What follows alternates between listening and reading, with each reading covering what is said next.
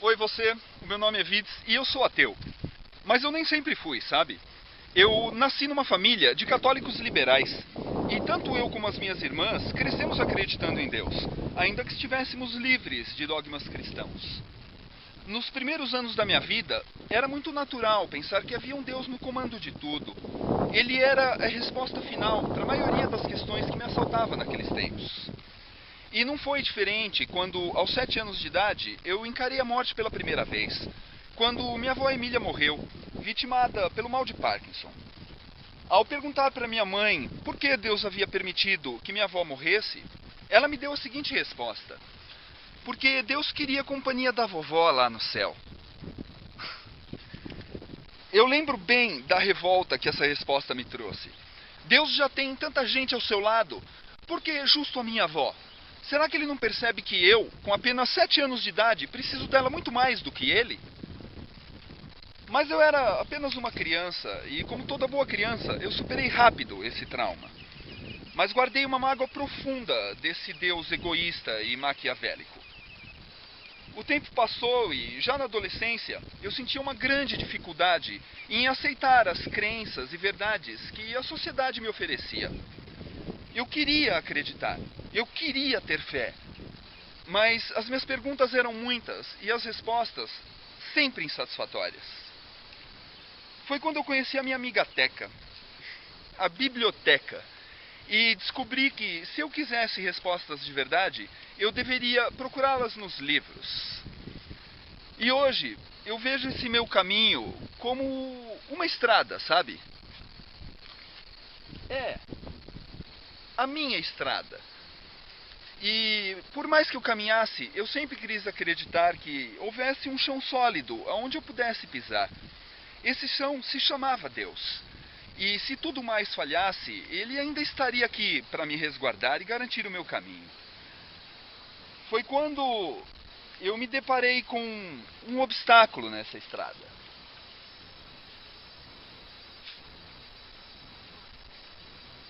Esse obstáculo se chama ciência. E eu confesso que eu senti um medo terrível em encarar essas águas frias e escuras. Mas a curiosidade foi maior.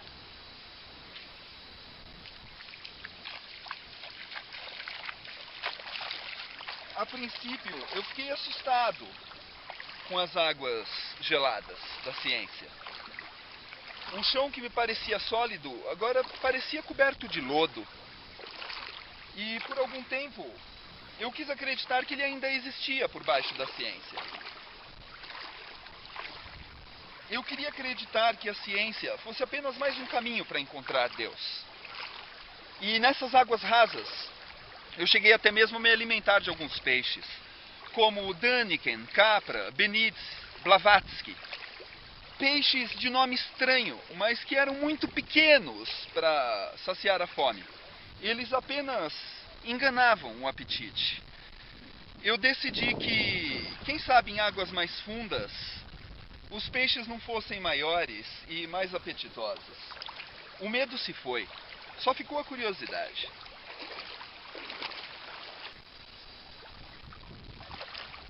Eu entrei cada vez mais fundo nesse misterioso caminho da ciência. E eu percebi que, a despeito das águas continuarem escuras, ainda havia um chão sólido aonde eu podia pisar. Mas esse chão já não era divino. Ele tinha sido construído pelos mesmos homens que traçaram aquela minha estrada, o que facilitava muito a travessia. Sob essas águas escuras da ciência, outros homens já haviam pisado, deixando o caminho mais seguro para os que viessem atrás. Eu só precisava seguir esse caminho e estaria seguro. As águas realmente ficaram mais fundas, mas elas não transmitiam mais aquela sensação de frio na espinha. Eram águas mornas. Eu podia até mesmo mergulhar nelas, se eu quisesse, porque eu tinha certeza de estar pisando em um terreno sólido. Só que dessa vez esse terreno se chamava ciência. E até os peixes que eu comia aqui nessas águas escuras tinham um sabor especial, porque eles não haviam sido criados, eles haviam evoluído, eram peixes naturais.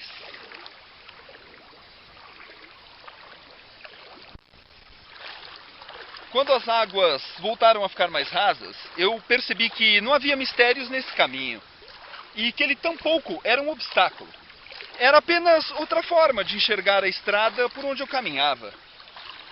Quando elas ficaram mais rasas e eu pude voltar a ver o chão onde eu pisava, eu me senti muito mais seguro do que eu me sentia no início dessa estrada.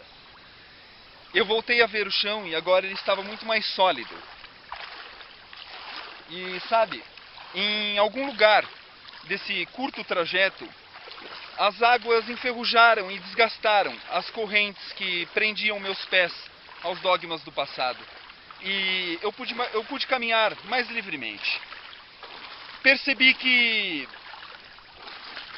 essa mentira com as quais eu havia sido criado serviam como uma corrente e que essas águas escuras enferrujaram essas correntes. Elas me livraram da minha fé. Pobre Deus cristão de mentirinha. Morreu afogado nas águas escuras da ciência e foi devorado pelos peixes darwinianos que habitam as águas escuras. Isso tudo aconteceu há mais de 20 anos. E hoje eu sei que a estrada que eu trilho é a mesma que eu seguia lá atrás. É a minha estrada. E assim como eu, você segue a sua. O obstáculo, as águas escuras, eles aparecem para todos nós.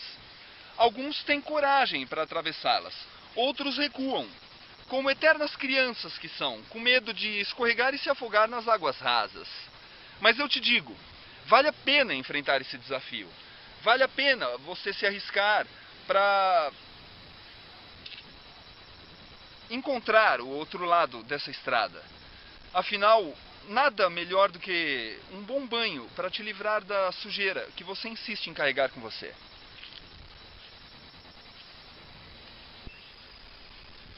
Eu não sei até onde se estende essa minha estrada, mas eu tenho uma segurança absoluta de que, seja para onde quer que ela me conduza, lá no fim eu enfrentarei um outro obstáculo.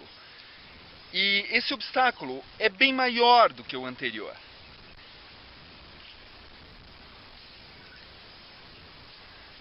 E a esse eu não vou sobreviver. Essas águas são muito mais profundas e o caminho é infinitamente mais longo. Um dia eu chego lá, assim como você. A diferença é a forma com que cada um de nós vai enfrentar esse último obstáculo. Eu sei que quando chegar a minha vez, será como se essa estrada nunca tivesse existido. E da mesma forma que era antes de eu nascer, será quando eu morrer. A única coisa que eu posso fazer é deixar as minhas marcas no caminho, para que outros possam se guiar por elas. E esses, por sua vez, decidirão por si só se também desejam que as águas enferrujem os seus grilhões. Agora, se você, filho de Deus, prefere acreditar que é capaz de caminhar sobre essas águas, então reveja as suas crenças. Se você sequer foi capaz de dar um pequeno mergulho naquele breve obstáculo chamado ciência, como pode dizer com tanta certeza que diante desse obstáculo tão maior e tão absoluto, você sairá vitorioso? A verdadeira humildade, meu amigo, minha amiga, reside em admitir o quanto você é limitado. E essa limitação também se aplica ao seu tempo de vida. Pense a respeito disso. Um abraço para você. Você sabe que tinha uma aldeia aqui, né? Pois é, tudo cheio d'água agora. É, eu nem lembro mais qual é o nome dela, mas Pertenceu à região. quem vem aqui fala, isso daqui é uma coisa de Deus. Pois é. Ah,